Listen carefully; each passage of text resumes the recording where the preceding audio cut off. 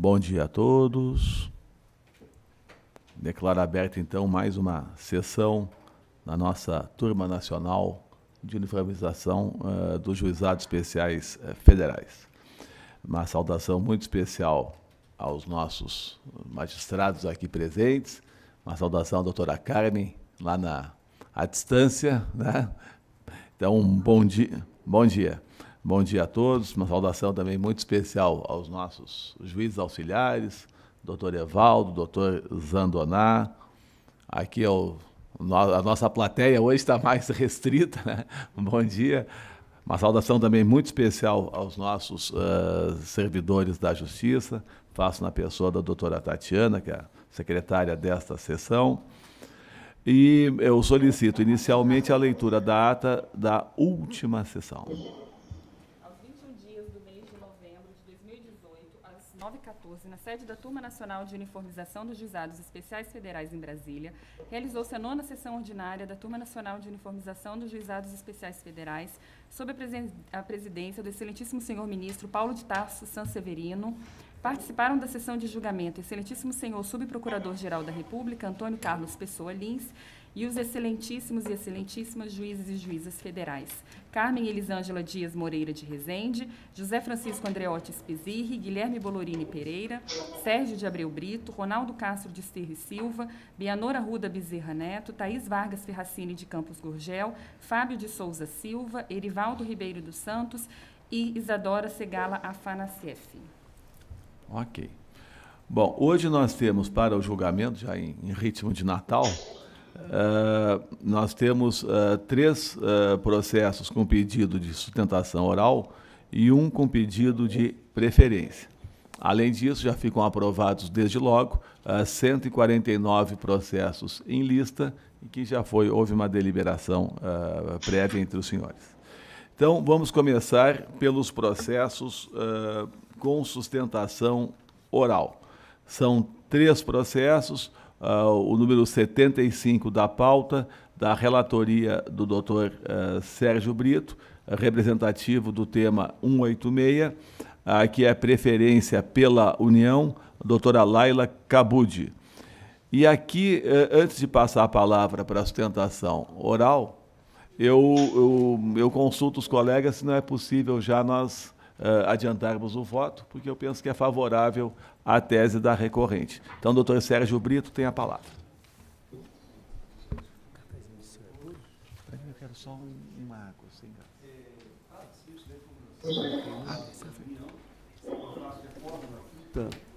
Turma recursal da Seção Judiciária do Rio Grande do Sul, que deu provimento ao recurso nominado da parte autora para julgar procedente o pedido de concessão de seguro-desemprego, com base na Lei 7.998, de 1990, com redação dada pela Lei 13.134, de 2015. Basicamente, a discussão aqui é a aplicação, qual que seria a norma aplicada para um seguro-desemprego em que a dispensa ocorreu durante a vigência da medida provisória 665, de 2014. E, nesse sentido, inclusive essa turma recursal já analisou essa matéria, não em representativo de controvérsia anteriormente, no voto do doutor Spizirri, no sentido de que aqueles requerimentos, já é a tese, né, que eu já vou me adiantando, os requerimentos para concessão de seguro-desemprego, cuja dispensa sem justa causa tenha ocorrido entre 30 de 12 de 2014 e 16 de 6 de 2015, ou seja, período de vigência dessa medida provisória já mencionada, 665 de 2014, devem ser analisados de acordo com os requisitos definidos pela referida medida provisória, né? E, no caso, como a turma recursal de origem aplicou a lei de conversão de forma retroativa, estou dando meu voto para dar provimento ao incidente de formalização, fixando a tese já mencionada, determinando o restabelecimento da sentença de improcedência, aplicando aqui, 38 dessa TNU. É como voto, senhor ministro. Ok. Obrigada. De acordo? Então, todos de acordo? Então, proclamo o resultado. Deram provimento nos termos do voto do relator, fixando, então, a tese uniformizadora. A segunda preferência é o número 120 da pauta, da relatoria do doutor Bianor Arruda, e também a doutora Laila falará pela União. Do mesmo modo que o anterior, há uma sinalização de que o voto do relator é favorável à tese da requerente. Então, consequentemente, eu passo a palavra para o doutor Bianora, que também é um representativo, mas relativo ao tema 182. Doutor Bianora tem a palavra. Obrigado, senhor ministro Sanseverino. Bom dia, doutora Laila. Bom dia, colegas. Neste representativo, discute-se responsabilidade civil.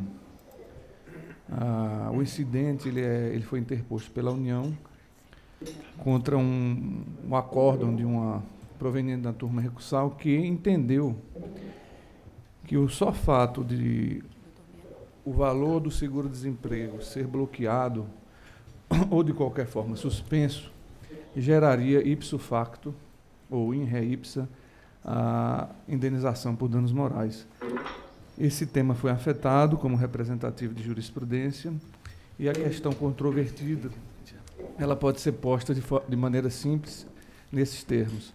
Saber se a simples negativa ou suspensão já indicaria,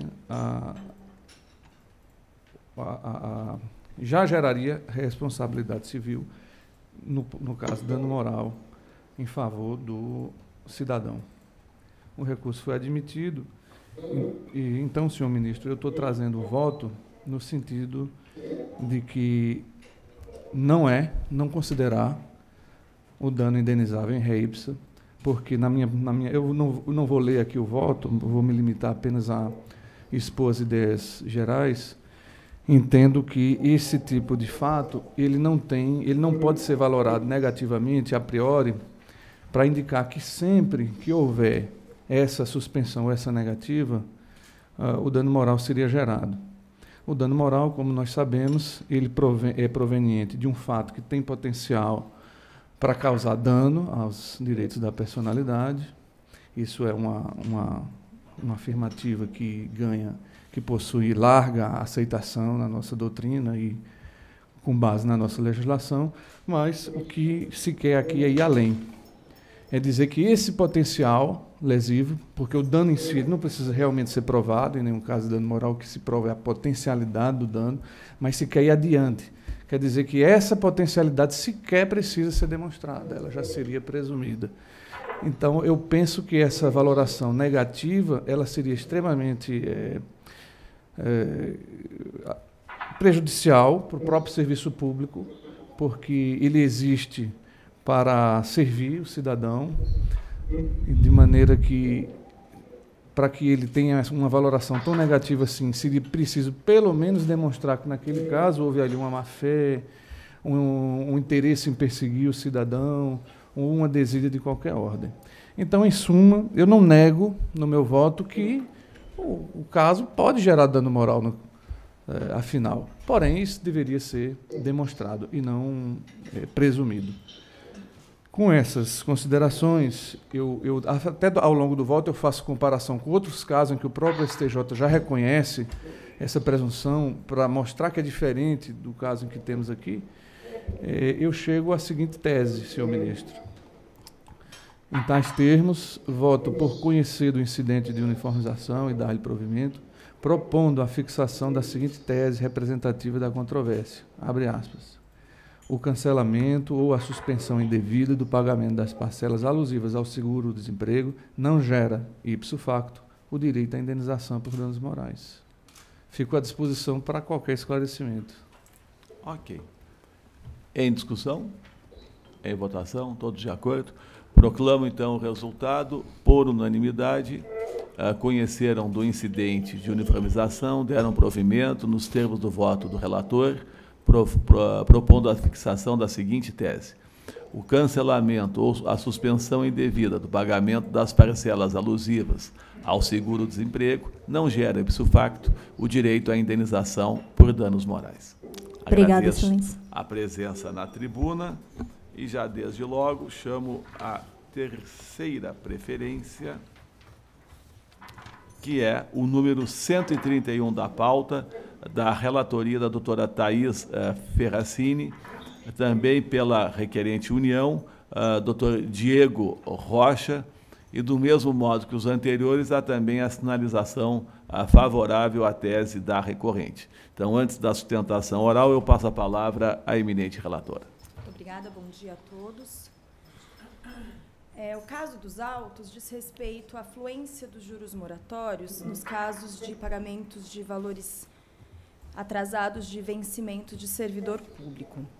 Nesse caso em especial, o acórdão recorrido ele manteve a sentença pelos seus próprios fundamentos e a sentença, por seu turno, condenou a União ao pagamento de diferenças consolidadas e reconhecidas administrativamente a título de auxílio médico hospitalar a servidor público e, então, determinou que a incidência dos juros da correção monetária fosse desde o inadimplemento de cada parcela. Eu não vou ler o voto integralmente, vou direto ao ponto aqui. A questão é relativamente simples, é bastante consolidada já a jurisprudência no Egrégio Superior Tribunal de Justiça, que diz respeito à fluência dos juros desde a citação nas hipóteses em que a verba é ilíquida. E, nesse caso específico, o que aconteceu foi que houve um reconhecimento administrativo dos valores a serem pagos, mas esse valor não foi pago desde pronto. E, então, há também precedentes do Superior Tribunal de Justiça no sentido de que, nessas hipóteses, quando há esse reconhecimento, mas não há o pagamento, não há que se considerar como líquida essa dívida. Então, no caso concreto, eu estou conhecendo e dando provimento ao pedido de uniformização para afirmar a seguinte tese: os juros de mora em condenação ao pagamento de valores a servidor público, nos casos de dívida ilíquida ou de verba alimentar, correm da citação e determinando a devolução dos autos à origem para readequação do julgado. É o voto, senhor presidente. Em discussão? Em votação, todos de acordo? Então, proclamo o resultado.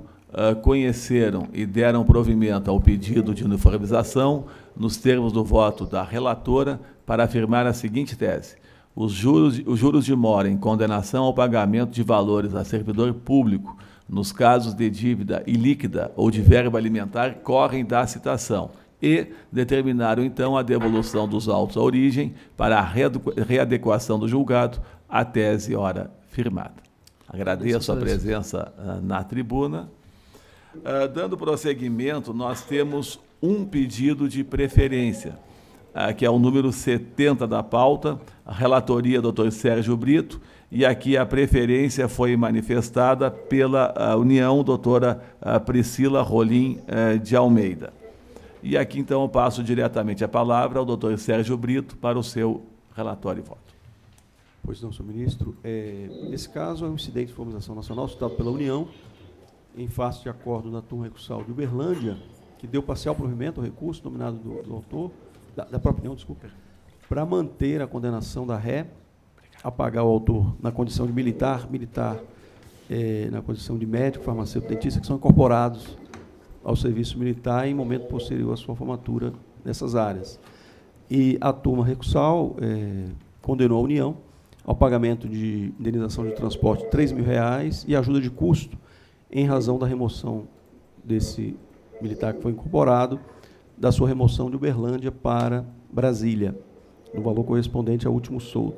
Então, a discussão é se esses valores, essas indenizações, deveria haver a comprovação das despesas. Meu voto é no sentido de que, com relação à ajuda de custo, o fato gerador já seria próprio deslocamento, não haveria necessidade de se comprovar as despesas desse deslocamento. No caso da ajuda de custo, não haveria necessidade de comprovação. Por sua vez, em relação às despesas com transporte pessoal e de bagagem, haveria, sim, a necessidade de se demonstrar o gasto, né? Então, nesse caso, o voto é para dar parcial provimento ao incidente de informação, para fixar a seguinte tese: os médicos, farmacêuticos, dentistas e veterinários que prestam serviço militar obrigatório possuem o direito ao ressarcimento dos valores dependidos com transporte pessoal e de bagagem, em virtude da transferência de sede realizada em razão de sua incorporação, desde que devidamente comprovados os respectivos gastos.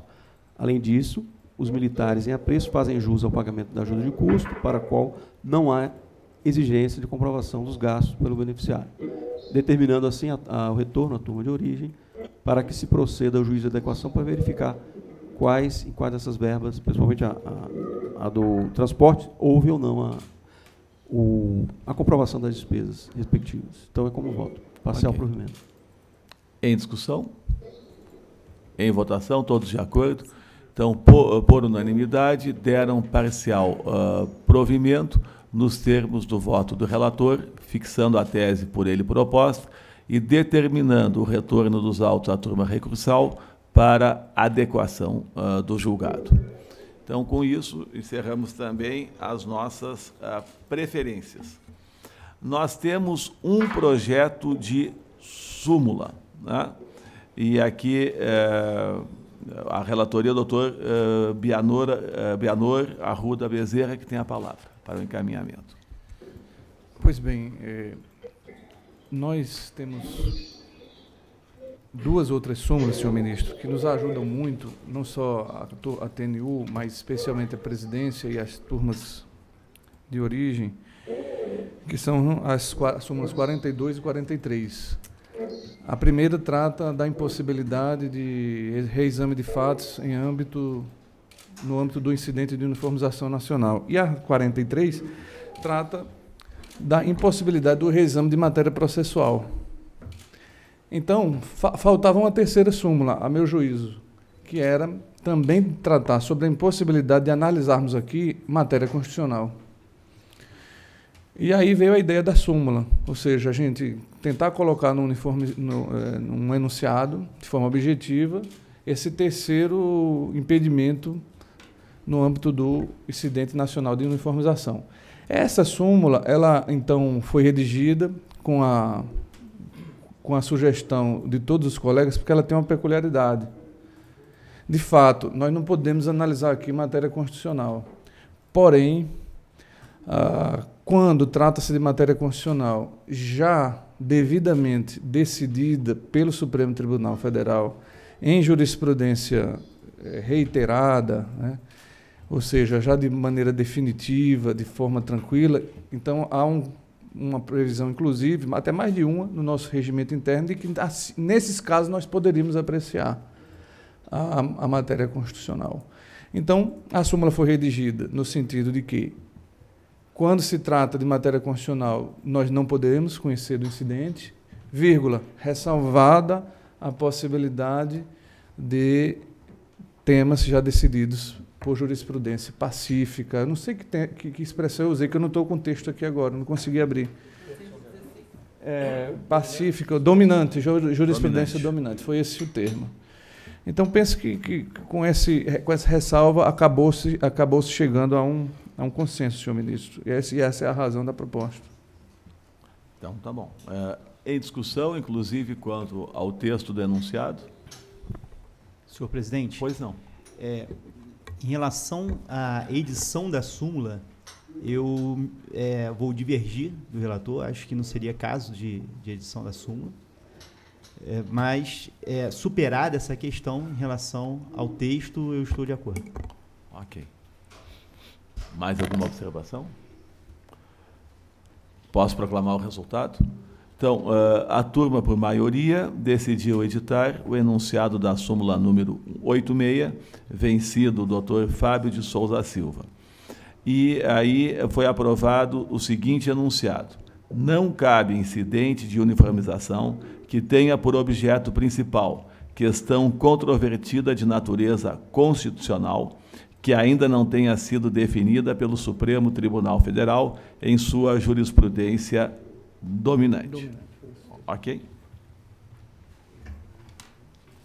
Superada a questão da súmula, vamos aos dados estatísticos. Já fizemos também a fixação das datas das sessões do ano que vem, mais ou menos, né?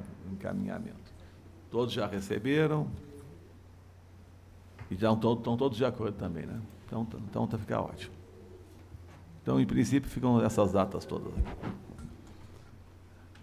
Em seguida, então, vamos para os dados estatísticos dos trabalhos realizados aqui pela Turma Nacional de Uniformização. Senhor ministro? Pois não, claro. Em relação ao local da sessão do dia 21 de fevereiro... 21 vai ser Brasília, que é a primeira do ano, depois aí a gente combina até lá e faz as combinações eventualmente. Obrigado, senhor. Perfeito. Então, estatística. São os dados estatísticos, então, do dia 1º de janeiro deste ano até o dia 11 de dezembro, até ontem. E já considerando também os dados da sessão de hoje, do dia 12 de dezembro. Então, os dados são os seguintes, né?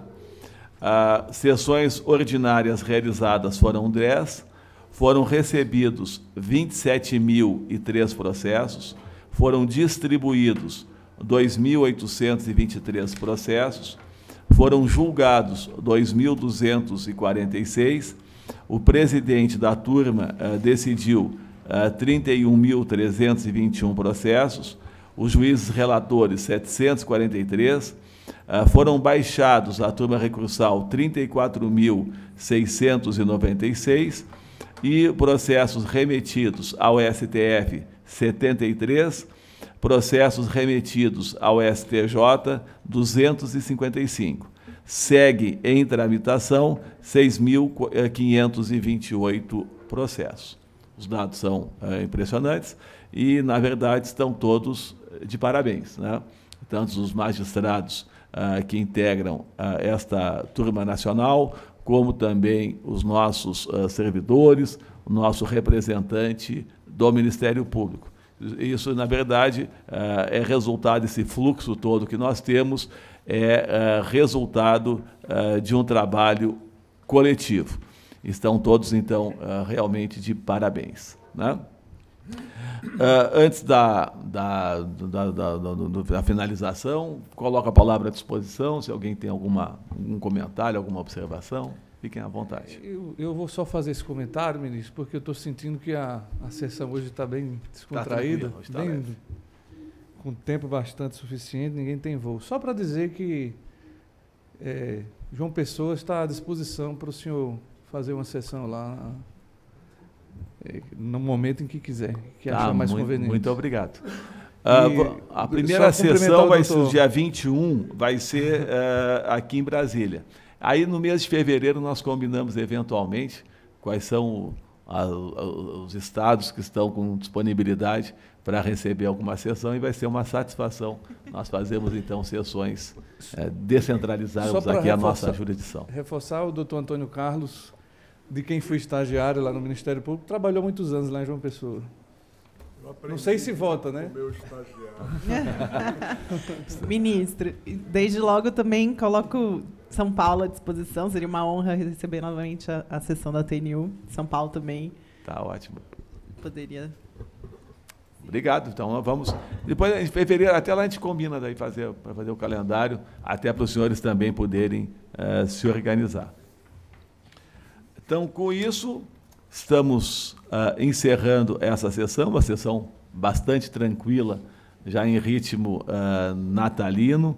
Eu gostaria apenas, então, de agradecer a todos e parabenizar a todos pelo trabalho realizado ao longo deste ano e desejar simplesmente a todos um excelente Natal, um ano de 2019, melhor do que foi este ano. Então, esses são apenas os meus votos sinceros a todos vocês. Eu trabalhei há um pequeno período aqui, foram apenas 3 sessões, vou trabalhar praticamente todo o ano que vem, e tive uma excelente impressão. Na segunda-feira, lá no workshop, eu fiz essa referência. Realmente, a Turma Nacional de Uniformização, ela surpreende a gente. Na verdade, a estrutura toda dos juizados especiais federais. Surpreendem pela sua dimensão e surpreendem também pela sua organização e pela qualidade do trabalho desenvolvido. E talvez o dado mais surpreendente para mim, foi a efetividade da jurisdição. O doutor Zandoná mostrou os dados e talvez o nosso grande objetivo, a grande busca de todos os operadores do direito, especialmente todos os magistrados, é que a sua jurisdição seja efetiva. E aquele prazo de 4 meses da execução, realmente é um fato inusitado, um fato surpreendente positivamente neste momento em que temos grandes queixas do Poder Judiciário. E exatamente isso explica a grande procura pelos juizados especiais, que é 63% superior à própria Justiça Comum Federal. Esse tipo de efetividade na jurisdição é altamente gratificante para todos nós. Então, aquela sensação que todos temos de enxugar gelo, na verdade, é apenas aparente. Na verdade, o nosso trabalho está trazendo bons resultados, uma jurisdição de muita qualidade e uma jurisdição muito efetiva. Então, parabéns a todos e Feliz Natal a todos nós. E vamos seguir trabalhando no ano que vem. Muito obrigado, está encerrada a sessão.